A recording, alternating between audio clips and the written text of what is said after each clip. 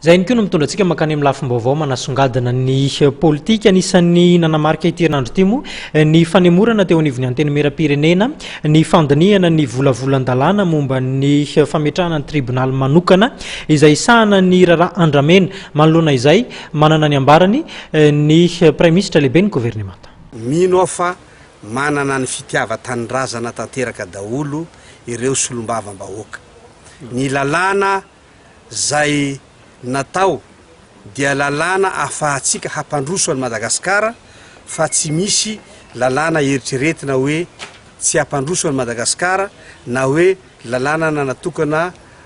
ho alefa amin'olo tokana anankiray. Ka za tsy misy resaka ho teneniko ankoatran'izay fa olo hendry ry zareo reo mahalala ny tokony ho ataony ihany. Ny anjaranay gouvernemanta dia nanolotra niny volavolan-dalàna iny ahafahana mampandroso an'i Madagasikara dia anjarandry zareo no mijery ny mapety azy fa averiko indray mandeha tia tanindrazana daholo isika malagasy indrindra ireo solombavam-bahoaka dia mahalala ny tokony ho ataony mba hitondra ny anjara birikiny entina hampandroso an'i Madagasikara koa. Aka ny lalàna ne fa vita ny lalàna mikasika ny tany-dandalàna ne tsy vita ny lalàna anankiray fa raha jerenareo misy lalàna mivoaka foana raha tadiditsika zao tamin'ny farany dia misy lalàna koa any ho alefanay koa any amin'ny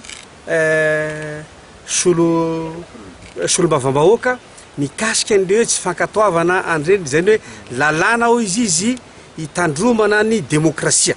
zay le izy tsy anekena nyreny coup d'état reny ana charte io zany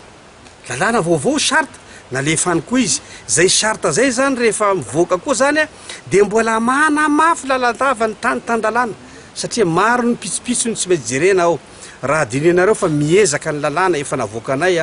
tatoato raisitsika fotsiny ohatra manao volontaire eto Madagasikara na avy any ivelany na ny gasy ato amintsika tsy nisy ane zany fa dia